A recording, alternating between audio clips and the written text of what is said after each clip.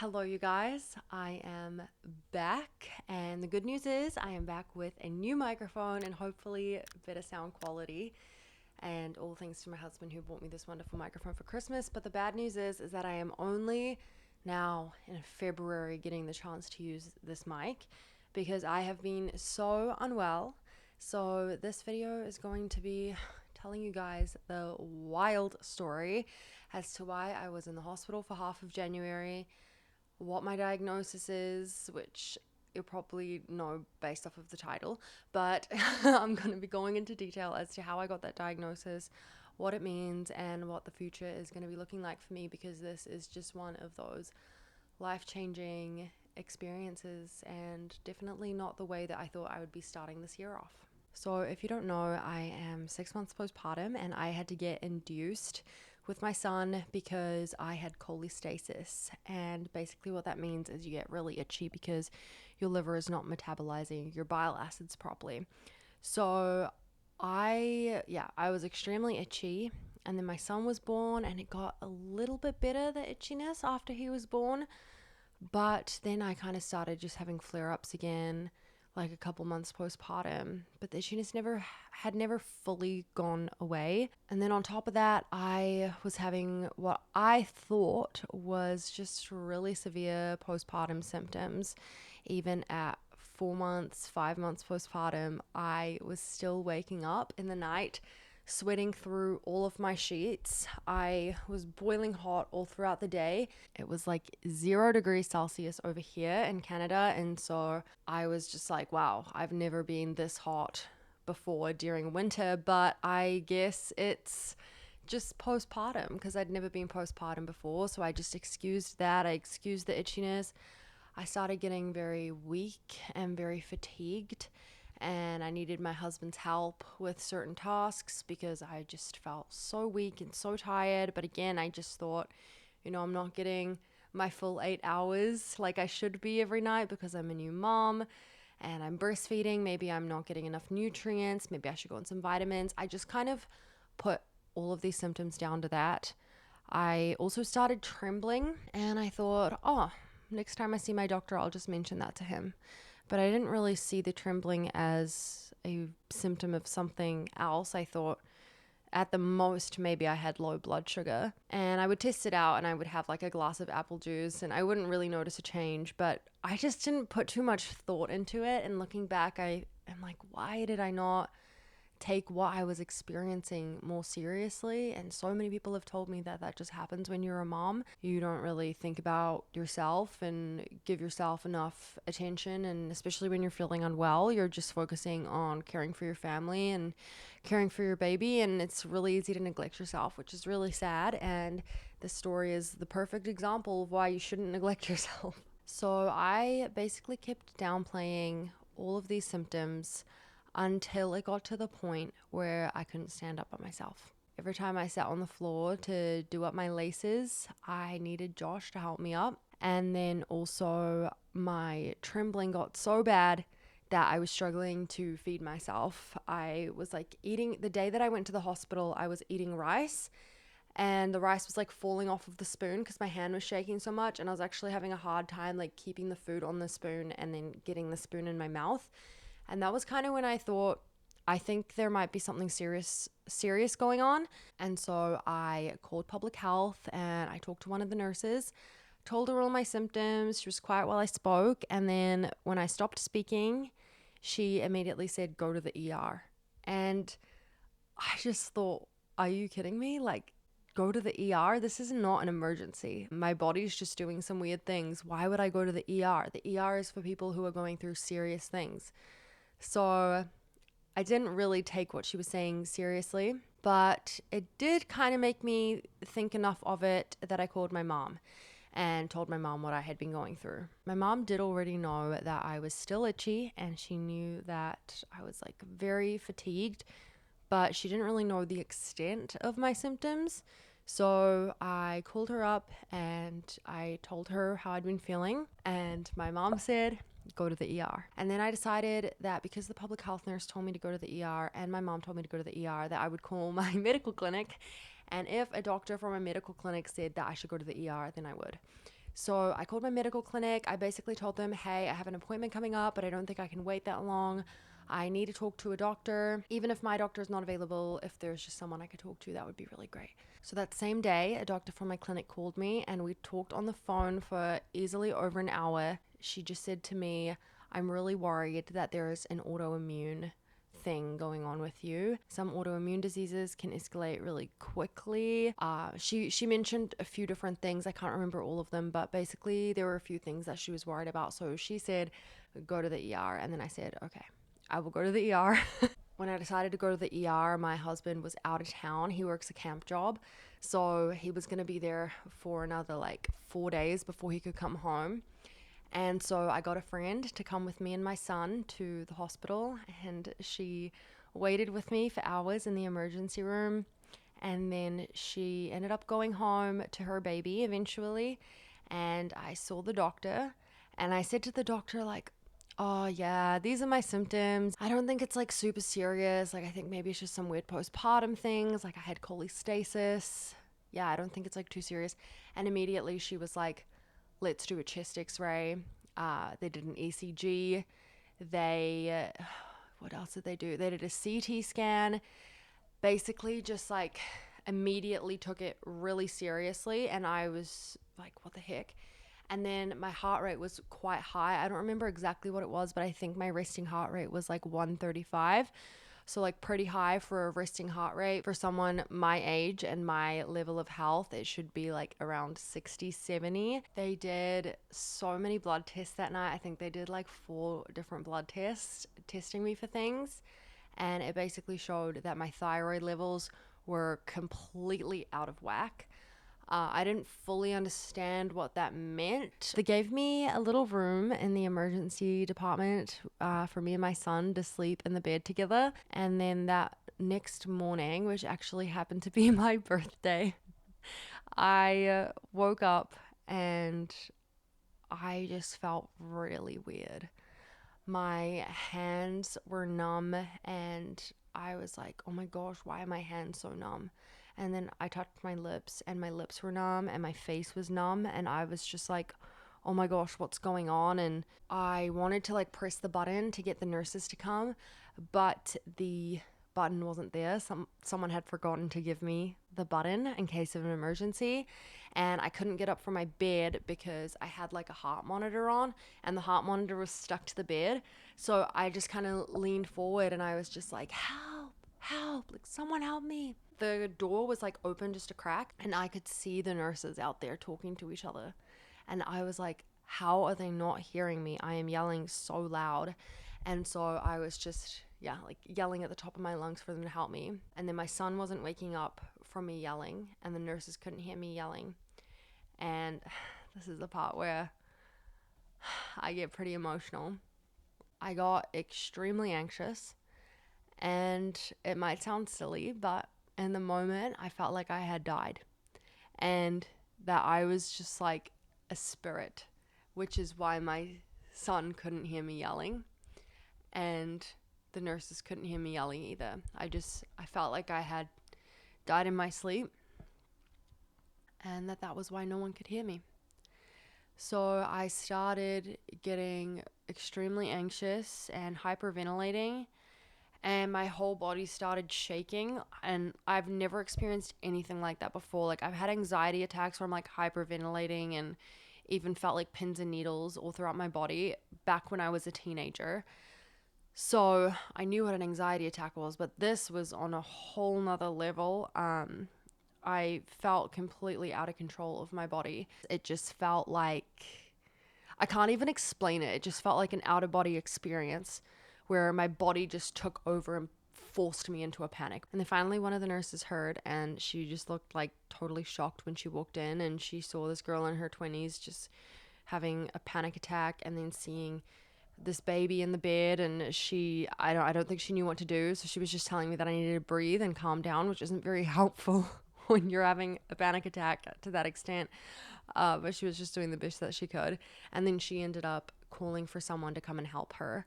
And it was like this really lovely nurse, and the two of them were helping me calm down and they were helping me breathe, and they gave me this like pill to put underneath my tongue that just helped calm me down as well. But it took me quite a while to calm down, and they ended up telling me afterwards that my heart rate had gone over 200. I am not sure exactly what it was, but they just said like your heart rate was in the 200s. So that was obviously very concerning. And they asked me just like, how'd you get into that panic? And I just said, like I woke up and I was like, my face was numb, my hands were numb, and I still don't fully understand why that happened, but they did say that like with a very severe panic attack, you can be in a panic before you even wake up. So because my heart rate was so high, maybe my body just started, I don't know, showing signs of panic. I have no idea. If you have any suspicions, please comment down below. So then my mother-in-law ended up coming that morning. I told her everything that happened, and while she was there, the doctor came in, and the doctor was like, hey, how are you feeling? And I was like, I'm feeling okay. This morning was like really weird, but I'm feeling a lot better now. And she's like, okay. So you're going to be staying here probably 1 to 2 weeks. And I just like couldn't believe it. And my mother-in-law and I just looked at each other with like our jaws to the ground. Like, seriously? Like 1 to 2 weeks in here? Obviously, my husband Josh needed to come home as soon as possible, and my baby and I got moved to the cardiac ward. And I just thought, whoa, I didn't even know that your thyroid and your heart were so connected. But basically, all that they knew at that moment in time was that I had hyperthyroidism, which is when your thyroid is really hyperactive. And I was in a thyroid storm, which is basically when your symptoms of your hyperthyroidism is just escalating at such a rapid rate that it's life-threatening. I think the thyroid storm started on my birthday. So I went into the hospital on the 3rd of January, and then things got like extremely bad on the 4th of January, which was my birthday. And I'm so grateful that I woke up in the hospital when things were that bad so that I had the support I needed, because had my husband been at work and it was me alone with my baby and I was having those experiences at home, oh my gosh, that would have been really, really tough. So I was in that hospital, my local hospital, for a few days, and they were doing ultrasounds on my thyroid, ultrasounds on my heart. I did another CT scan. I was just doing so many tests. Honestly, I can't even tell you. I was doing ECGs every single day, and I was doing blood tests every single day, and they were monitoring things. And yeah, basically the more they learned about my condition, the more they were like, oh my goodness, we're so glad you came here when you did. They said that the reason why I didn't have like a heart attack or cardiac arrest or something like that was because age is on my side. But I believe it's because Jesus was looking out for me. One of the things that happened while I was at the hospital and I was in the thyroid storm, every single night in the middle of the night, I would wake up and I would be sweating from head to toe. And I wouldn't even be sleeping under the blankets. And I would also be going to bed with ice packs all over me. But I would still wake up sweating, and it would cause me to have like a massive panic attack. And part of it was that I would all of a sudden experience extremely intense rage, where I just felt extremely anxious, extremely angry. And it was really scary to feel that way. It's like, for women out there, it's like the worst PMS you've ever felt, where like you feel like you can't control your emotions and you're just so overwhelmed by your emotions, but like times 10. It was very difficult to experience, and it really challenged me to use self-control and to try my best to manage these crazy emotions of anxiety and rage and just really lean on the Lord. So then after being in my local hospital for like 5-ish days, we met with this doctor, and he was pretty concerned that I had cancer. So he was worried that I might have lymphoma, which is actually what my granddad died from. So when he said that, that was really scary. And he said that he wanted to send me to a bigger hospital that's like 3 hours south from where we live, so that they could test me for lymphoma. And he also wanted them to test me for a tumor on my pituitary gland. So I went in an ambulance to the bigger hospital, and I was expecting to get all of these tests done and everything. And I just felt like when I got down there, they didn't take me seriously. And they were just saying to me, like, oh, like, you never had a thyroid storm and you just have like something going on with your thyroid. And I was just put in the general ward instead of the cardiac ward, even though my heart rate was super high. I was still having those nightly episodes. I was still in a really bad state, and I felt like the doctor I had there did not take me seriously. I had really good nurses, but it was really hard to be there and to feel like I wasn't taken seriously. And they canceled the MRI that I was sent for, and they canceled the test that I was there for to see if I had cancer. And I just felt super unimportant. And being there, knowing that the doctors back home thought that there could be something life-threatening going on with me, and then I just had to live with that, knowing tests aren't being done when there's that possibility. That was really difficult, and that really just enhanced my feelings of anxiety and my feelings of rage. And I would say that was probably my lowest point in this whole thing. By that point, though, my husband was with me, and being able to have him there and just really lean on him to help me watch our son and, yeah, just to look after me, that really meant a lot. At that hospital, I was also in a room with like so many other people. Like, I'm gonna guess there were 12 of us in one room. I was just in a room with these old ladies, hearing them like cough up so much phlegm, and I was just thinking like, oh my gosh, I'm gonna get so sick staying here, and that's the last thing I need. And it was just horrible. And then I got moved to a room with just me and one other lady, and then finally I got moved to a room with just me.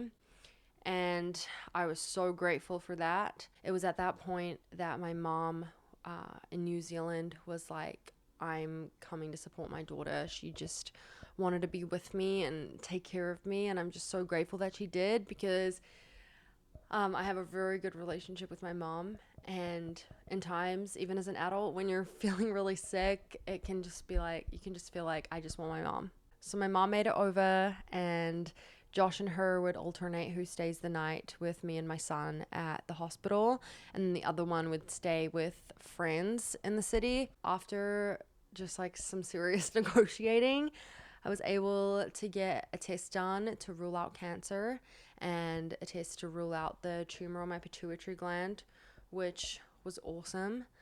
And one thing though that they did find in my local hospital that I forgot to mention is they found like a mass in my chest, and they're pretty sure that it's my thymus gland, but I'm still waiting for another scan just to make sure that that's what it is. But I'm pretty sure that's what it is. But yeah, I just thought I'd mention that. And while being at that hospital, they weighed me, and I hadn't weighed myself in a while. My clothes were feeling a little bit loose, but it didn't feel like my clothes were that loose, so I didn't really think that I'd lost much weight. I thought, probably just some postpartum weight loss. But it turned out that at that point, I had lost 21 pounds in a month and a half. And I was just like, oh my gosh, I'll put the kg on the screen. But I couldn't believe that I had lost that much weight, and I hadn't changed anything about my lifestyle, which just really confirmed the hyperthyroidism. But at last, after being in hospital for, I think, almost 2 weeks at that point, I got diagnosed with Graves' disease. And basically what Graves' disease is it's an autoimmune disorder where your body attacks your thyroid and just tells your thyroid, like, work harder, work harder, work harder.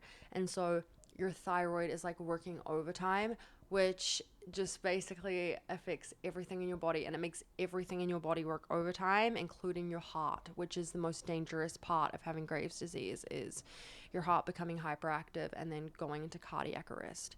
So that is something that is chronic and that people live with for the rest of their lives. So once I had a diagnosis, I was sent back to the hospital in my town, And that time, instead of being in the cardiac ward, I was in the general ward there, which was so much nicer than the general ward in the other hospital. I had my own private room, my own private bathroom.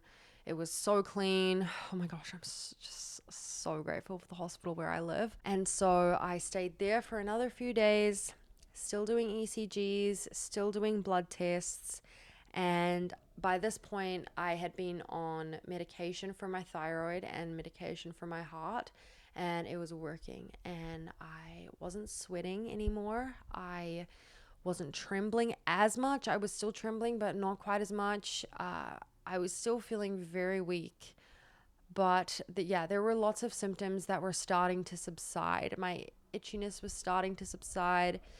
And yeah, I was starting to feel a little bit more myself. I remember explaining it to my doctor in that hospital that I didn't even realize that I was seeing life in black and white for months, until the medication started working after a couple weeks on it. And I just felt like I was seeing color again. And I just realized how sick I had felt. And it makes me think of, I don't know if you guys have heard like the analogy of the frog in the water, but basically how the saying goes is if there's a frog in some water and you turn up the temperature of the water slowly, slowly, slowly, over time the frog will just burn to death because you won't realize that the temperature of the water is increasing.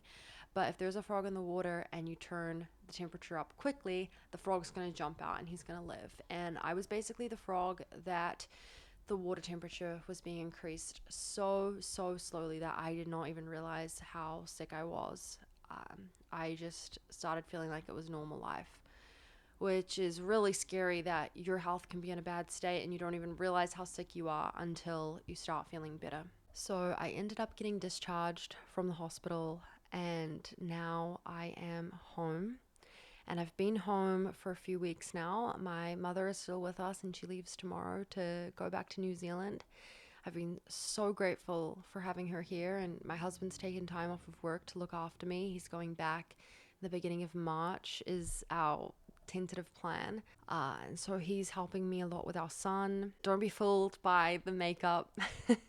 This is like my first time doing makeup in weeks. But basically where I'm at right now is I'm feeling a lot better. I would say my main symptom right now is fatigue and weakness. I can't really do much. If I were to cook a meal, I would need to have a nap afterwards. And then when I'm really tired, I get really emotional and I feel that anxiety again, where I just like cry and feel really overwhelmed. So my body's definitely in a place of being pretty fragile at the moment. I can't wait to feel better again, but it's definitely going to be a journey for sure. It's not something that is just going to resolve overnight. So I'm not working at the moment. My husband's not working at the moment. And we're really just relying on God and taking it day by day. My itchiness is completely gone though. This is like the first time that I haven't been itchy since I want to say May 2024. And it's April 2024 right now. So, hey, future Alicia here editing this video. If you ever wondered if Graves' disease truly does affect someone's cognitive ability, please just refer back to this clip right here where I got the month and the year wrong. Oh my gosh. I am like stoked to not be so itchy anymore. I'll randomly have an episode here or there where the itchiness comes back for like 10 minutes, but it's so much better than it was. Like, I'm not scratching myself to the point of bleeding anymore.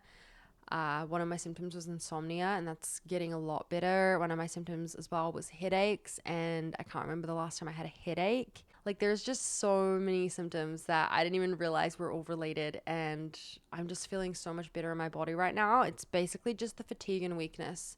So, oh, and my mood. So if you guys could just pray for that, that would mean so much to me, honestly. I am just really wanting to be myself again.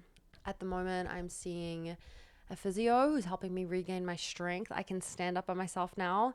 When I'm really tired, it's still difficult to stand up by myself, but for the most part, I can do it.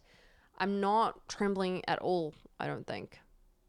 Yeah, maybe a little bit, but it's hardly noticeable. And yeah, I just am doing so much better. I have a physio helping me. I'm on the waiting list to see a speech and language therapist because the illness made me start to have trouble with my swallowing again, which if you've been with me for a while, you'll know that that happened to me in 2023. And in 2023, that was way worse. I couldn't like swallow anything other than like liquid, like not even like oats or scrambled eggs. I couldn't even swallow that. So this is not as bad. Mostly what's been hard to swallow is dry things, especially meats, like chewy meat, has been really difficult to swallow. So I'm on the waiting list to see a speech and language therapist for that. I'm waiting for my scan on my chest, and I'm working with an endocrinologist as well. Yeah, I just wanted to share that with you guys because I obviously haven't been posting in a long time because I haven't had the energy to post. I have tried to sit down here and then I set up the camera and I just start crying because I'm exhausted just from doing that. So this is a real accomplishment for me. Let's see how long it takes me to edit this video. But yeah, I just really appreciate you guys being so patient with me, awaiting my return. I can't promise you that I'll be back to posting every week, but I'm working towards going back to posting every week. I did film a vlog right before I got super sick, and it was my husband and I celebrating my birthday early, so I want to try and edit that vlog and post that sometime. But yeah, in the meantime, I'm doing the best that I can. I haven't forgotten about you guys. You guys are one of my greatest goals, is to be back here making videos for you guys like I was before. And I just thank you so much, those of you who truly care, who don't even know me and don't even know my family, but you send the most beautiful messages and you're here for every video. And I really, really appreciate having you guys in my life. You're all such a blessing. So yeah, I will hopefully see you guys next week. Thanks for watching.